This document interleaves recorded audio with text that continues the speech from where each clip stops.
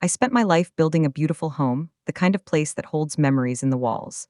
I thought my son cherished it too, until one evening he forgot to hang up the phone. I listened as his fiancée laughed about moving her entire family into my mansion after the wedding. Then I heard my son say the words that broke me. My mom can go to a nursing home, she's not special. They all laughed at me.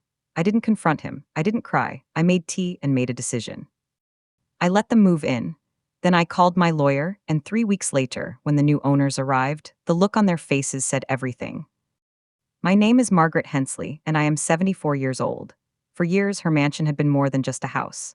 It was the place birthdays were celebrated, secrets were whispered, and generations learned what home really meant. She kept the gardens trimmed, the rooms pristine, and the kitchen always smelling faintly of vanilla and lemon polish. Her son visited often, usually talking about his upcoming wedding, and she felt proud watching his life unfold. She didn't think of herself as wealthy, just blessed and careful. Her days were filled with books, volunteer shifts, and long walks through the rose garden at dusk. She believed respect was mutual, love was certain, and family was safe. So when the phone rang that afternoon, she answered with her usual warmth, completely unaware that in a few short minutes, the ground beneath her entire world would shift, not because of strangers, but because of the voices she trusted most. It was supposed to be a quick call about final wedding arrangements. They chatted briefly, guest lists, flowers, schedules, and then he said he'd call back later. Except the call never disconnected. The line stayed open, and she was about to hang up when another voice floated through the speaker, bright, excited, unmistakably his fiancé. Curiosity froze her hand. She knew she should end the call. She wasn't raised to listen in, but something in the tone held her there. Then she heard laughter, bubbling and careless, followed by words that didn't sound like love at all. The conversation wasn't meant for her ears, but somehow she was hearing every syllable. And sometimes the truth doesn't come out politely. It barges through the door and sits down at your table, daring you to ignore it. Her future daughter-in-law's voice grew clearer. My mom and sisters are moving into your mother's mansion. They love it there already. Laughter followed, light, happy, deeply unaware of the heart listening on the other end. Then came her son's voice, casual, almost dismissive. Yeah, my mom can go to a nursing home. She's not special. More laughter, jokes, plans, details about which bedrooms her relatives would take. She sat completely still, the phone pressed to her ear, feeling the air leave her lungs. These weren't angry words blurted in frustration. These were plans spoken comfortably, confidently, as though she were a piece of furniture to be moved aside. It wasn't just the cruelty, it was easy. That was the part that hurt most. She didn't gasp. She didn't cry. She simply listened until the call finally disconnected on its own. Then she placed the phone gently on the table as if it were something fragile. The silence in the mansion felt different now, heavier, echoing with words that refused to fade. She made herself a cup of tea, hands trembling just enough to make the spoon clink against the china. Memories flooded in, scraped knees kissed better, late-night dinners after exams, sacrifices made quietly so he would never feel the weight she carried. And now, after everything, she was not special. The heartbreak wasn't loud. It didn't need to be. It sat in her chest like a stone, cold, heavy, undeniable. By the time the tea cooled, the pain had settled into something steadier, clarity. She realized that confronting them would only invite excuses and denial. Words couldn't fix what had been revealed, so instead she chose silence and began to think, very calmly, very rationally. She reviewed her will, her property titles, her accounts. Everything was in her name, not theirs, not shared, hers. She decided then and there that if she was nothing more than a convenient roof over their heads, then she would no longer provide one. Not in anger, not in spite, but in self-respect. Plan began to form, precise, legal, and quiet as snowfall. The next morning she called her attorney. Her voice was steady, polite, and almost cheerful. They met in his office later that week, and she explained everything not dramatically, simply as fact. He reviewed the mansion's deed, nodded thoughtfully, and discussed options. Within an hour, the process had begun. Discretion was promised. Timelines were set. The house, the one they assumed would be theirs by default, was now under contract to be sold. She signed each page carefully, her hand steady. She wasn't running away. She was taking her life back before anyone could take it from her. She didn't say a word to them. She smiled through wedding rehearsals. She hugged guests. She complimented dresses and centerpieces. She even welcomed her future in-laws warmly as though nothing had changed. And when the newlyweds moved into the mansion with her, bringing boxes, promises, and plans, she remained gracious. She let them settle, choose rooms, and make themselves comfortable. All the while, the paperwork quietly moved forward. Sale pending, closing date set, ownership transferring. She slept peacefully each night, knowing that soon, the people who had laughed about sending her to a nursing home would wake up to discover that greed doesn't inherit anything, especially not the home built by a woman they thought would never stand up for herself.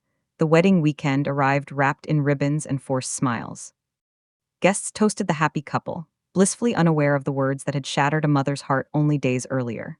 She moved through the crowd with quiet grace, greeting relatives, posing for photos, and pretending everything was exactly as it should be. Her son beamed beside his bride, already discussing how life will be easier now that we're settled at mom's place. The irony pricked like tiny pins. No one imagined that the mansion they boasted about had already begun slipping beyond their reach. She didn't correct them, she didn't warn them. She simply observed, memorizing the moment her silence finally became her strength. The papers were in motion. The house was no longer a promise. It was a countdown. After the celebration faded, her silence became its own kind of power. She welcomed them kindly, offered tea, and asked about their honeymoon plans. She spoke gently, listened politely, and revealed absolutely nothing.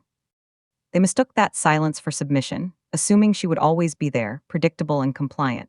But her silence wasn't a weakness. It was a strategy wrapped in courtesy. She kept to her routines, waking early to walk through the gardens, tidying the rooms she loved, savoring the last weeks of a home she had cherished for decades.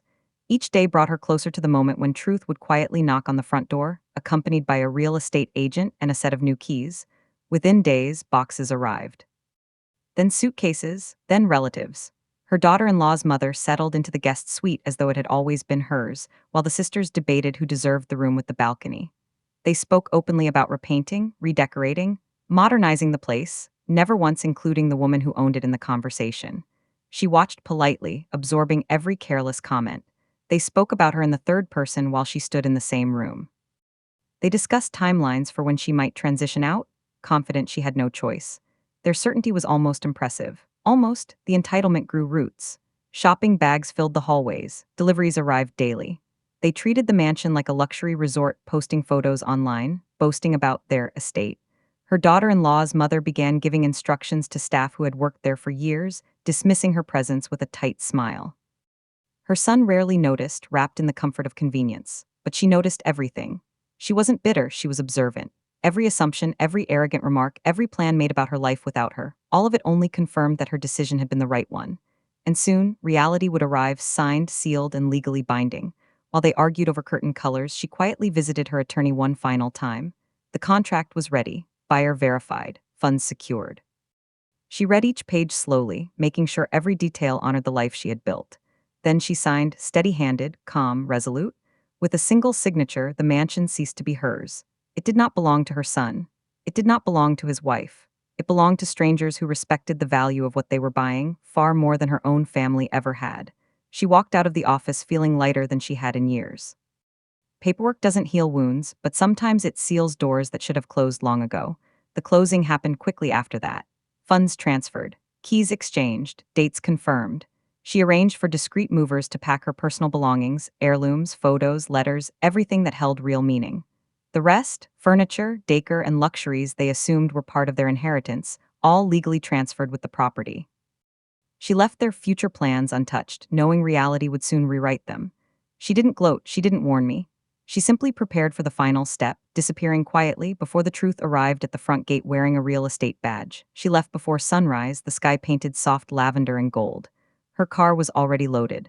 The staff hugged her with misty eyes, they knew the truth, and they respected her too much to betray it. She took one last walk through the empty hallways, touching the banister her son once slid down as a child, whispering a silent goodbye to every memory held within those walls. Then she drove away, not running, but reclaiming her peace. When the new owners arrived later that week, contract in hand, the mansion would no longer be hers. And the people who had laughed about sending her to a nursing home would finally discover the price of underestimating her. 3 days later, the front gates opened to unfamiliar cars. A poised couple stepped out, greeted by the realtor, papers in hand, smiles calm and confident. They rang the bell, expecting a standard handover. Inside, the new residents were confused, assuming it was a delivery or neighborly visit. When the realtor politely introduced the couple as the new owners, silence fell like a dropped plate. They asked for her, the woman whose name was still on every assumption, but she was already gone, her belongings safely moved, her future quietly waiting elsewhere. The staff confirmed the sale had been finalized weeks ago. Shock rippled through the halls. Reality had arrived not with anger but with contracts and signatures they had never imagined existed. For the first time, they realized the house they'd claimed had never belonged to them. Chaos erupted. Phone calls, raised voices. Accusations thrown like stones. Her daughter-in-law's family demanded explanations. How could she sell their home without warning? The realtor remained calm, repeating the same truth. It was never their home, nor was it promised to them. Their entitlement collapsed under the weight of legal clarity. Her son stood frozen, struggling to process that while he'd been busy planning a life of convenience, the ground beneath him had quietly shifted. Embarrassment burned deeper than anger.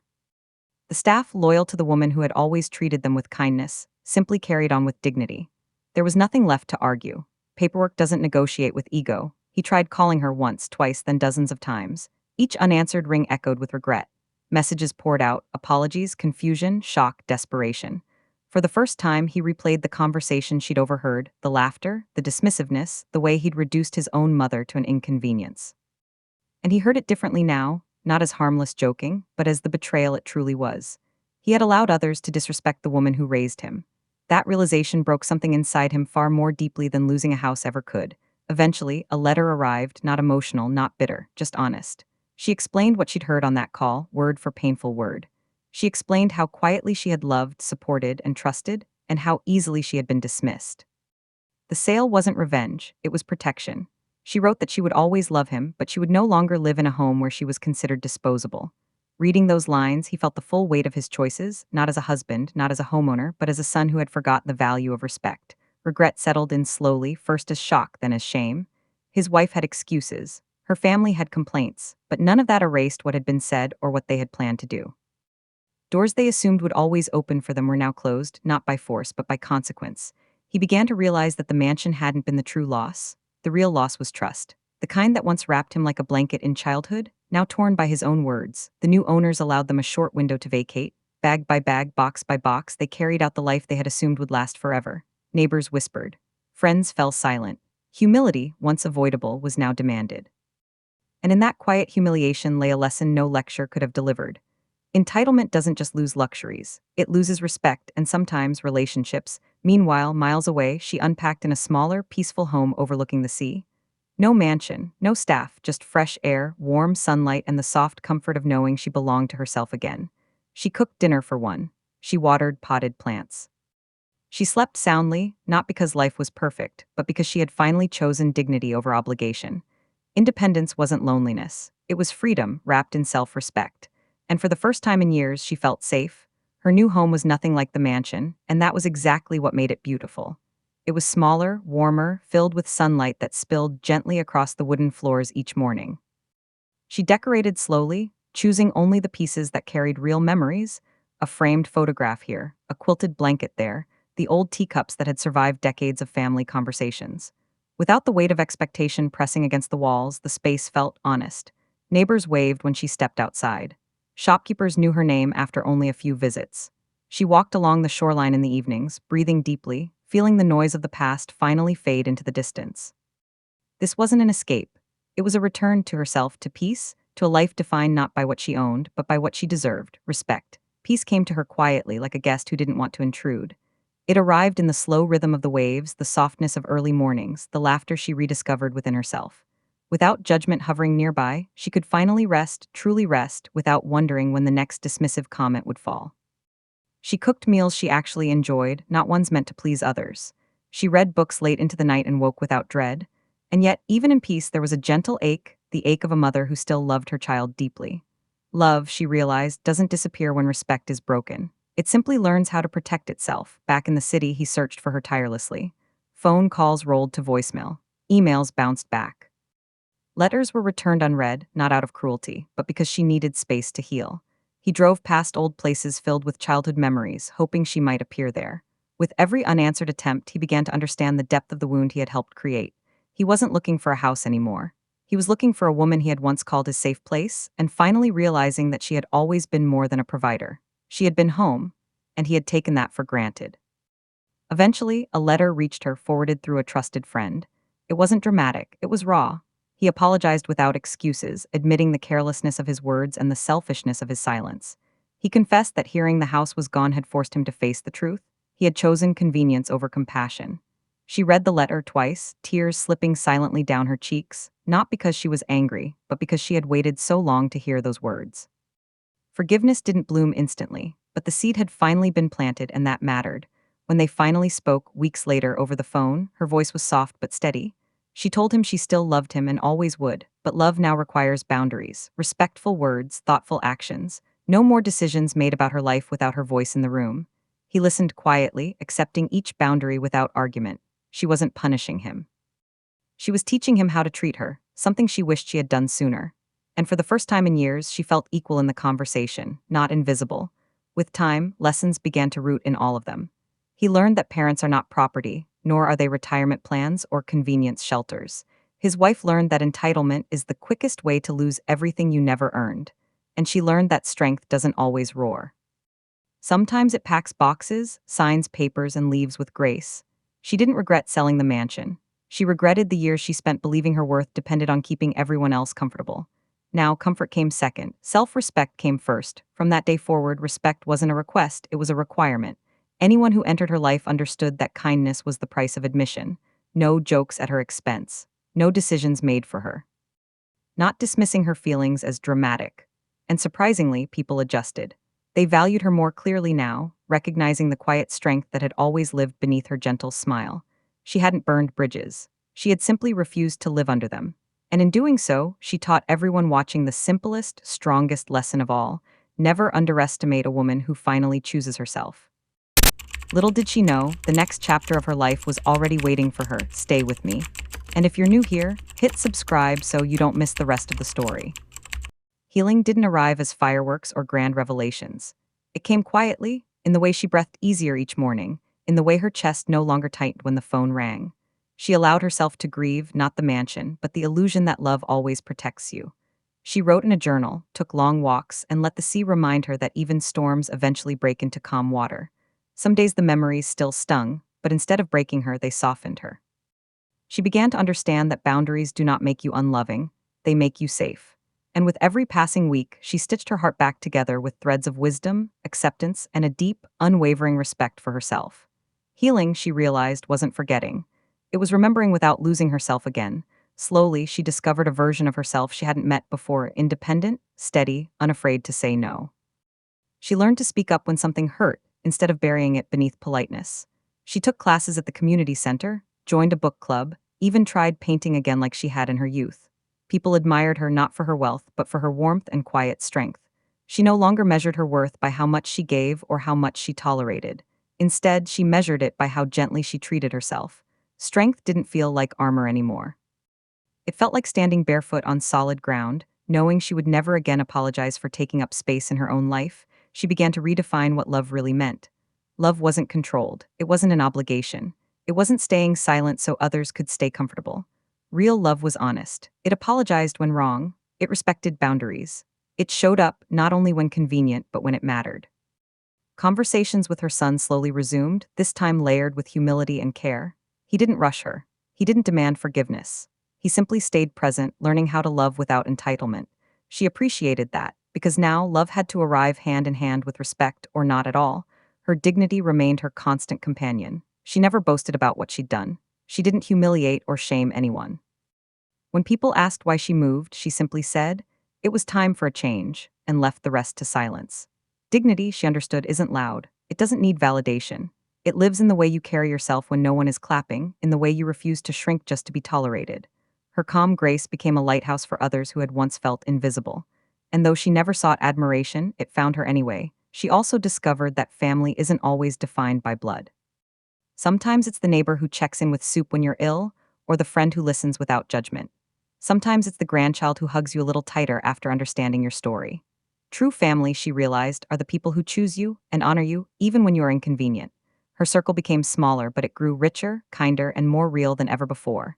And for the first time in years, she felt surrounded, not used. Life's new chapter didn't feel like starting over. It felt like finally starting right. She planted flowers outside her window and watched them bloom, a soft reminder that growth always follows pruning. She traveled when she wanted to, rested when she needed to, and filled her days with simple joys: fresh bread, handwritten letters, sunsets that painted the sky. The past had shaped her, but it no longer defined her. She wasn't running from anything now. She was walking toward peace. One evening, as the sun dipped beneath the horizon, she reflected on the journey that had brought her here. She had been dismissed, underestimated, and nearly erased from her own home, Yet she chose dignity over bitterness, action over pleading, self-respect over silence. That was a mother's strength, not loud, not vengeful, but steady and resolute. She still loved her son, she always would. But now she loved herself too, and that balance changed everything. As the waves whispered against the shore, she smiled softly, knowing the truth at last. Strength isn't found in what you hold on to, it's found in what you finally choose to let go.